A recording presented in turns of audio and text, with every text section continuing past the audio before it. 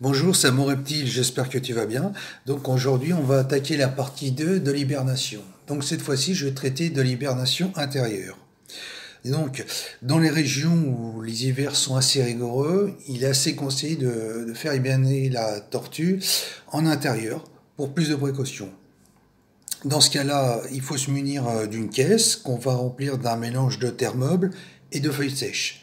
Ensuite, la tortue va s'enfouir donc dans ce substrat. Et enfin, on prendra soin justement de recouvrir cette caisse d'un grillage. Alors ça, c'est très important, c'est pour éviter que les rongeurs ne viennent dévorer la tortue vivante, comme malheureusement c'est déjà arrivé dans certains cas. Donc, l'autre étape, évidemment, c'est de la faire hiberner dans un lieu déjà sombre, mais surtout il fait très froid. Sinon, elle ne pourra pas hiberner, elle restera éveillée. Donc là, elle risque de tomber malade, et c'est pas le but recherché. Donc la température, elle devrait être comprise entre 5 et 10 degrés.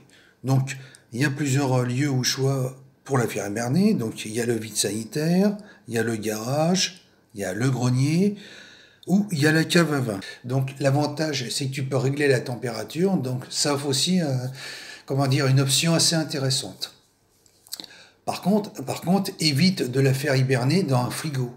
Ça, c'est vraiment déconseillé, parce que le désavantage du frigo, c'est qu'à l'intérieur, tu as une espèce d'assèchement de l'air qui pourrait nuire à la tortue ou aux tortues que tu vas faire hiberner. Donc ça, c'est une option qui n'est pas vraiment à recommander, donc autant l'oublier.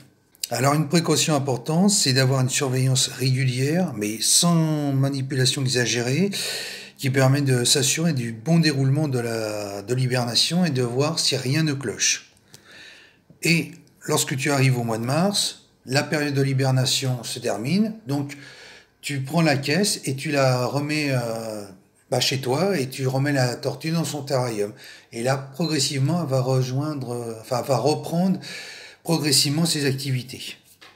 Alors, c'est comme dans la nature, hein. Une fois qu'elle sera réveillée, la première chose qu'elle commencera à faire, c'est à chercher de la nourriture, ce qui est normal, parce qu'elle est restée quand même un semestre sans nourriture, donc elle a besoin de recharger ses accus.